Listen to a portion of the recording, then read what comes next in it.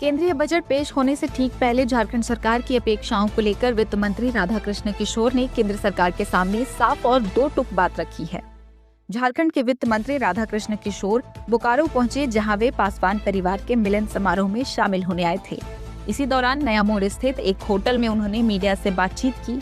वित्त मंत्री राधाकृष्ण किशोर ने कहा कि यूनियन बजट से झारखंड सरकार को बहुत अधिक उम्मीद नहीं है, लेकिन राज्य का बकाया और नुकसान की भरपाई केंद्र सरकार को हर हाल में करनी चाहिए। उन्होंने बताया कि कोल कंपनियों पर झारखंड सरकार का करीब 1,36,000 करोड़ रुपए अब भी बकाया है, जिसकी घोषणा बजट में कर केंद्र सरकार को राशि देनी चाहिए।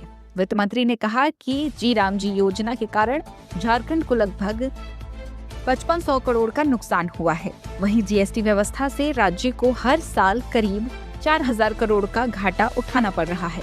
महिलाओं के सशक्तिकरण पर बोलते हुए उन्होंने कहा कि अगर केंद्र सरकार वास्तव में महिलाओं के प्रति गंभीर है तो झारखंड की महिलाओं को भी बिहार की तरह 10,000 की आर्थिक सहायता दी जानी चाहिए।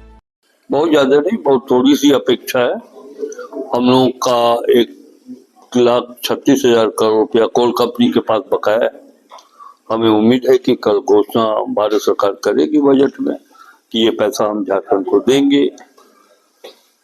जी राम जी कार्यक्रम योजना, उसमें झारखंड को लगभग 5,500 करोड़ रुपए का नुकसान होगा। उसकी भरपाई की घोषणा भारत सरकार को करना चाहिए।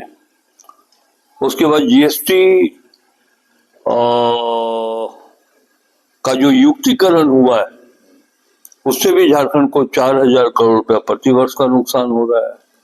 भारत सरकार उसकी भी घोषणा करनी चाहिए कि वो उसकी भरपाई भारत सरकार करे।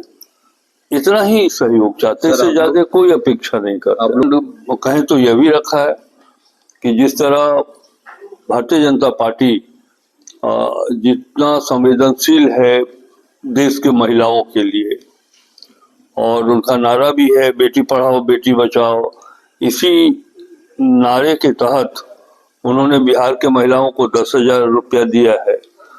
हेमंत सोरेन की सरकार हम लोग 2,500 दे रहे हैं। भारत सरकार से अपेक्षा है कि 10,000 यहाँ के महिलाओं को भी वो देगी। घोषणा करनी चाहिए भारत सरकार को।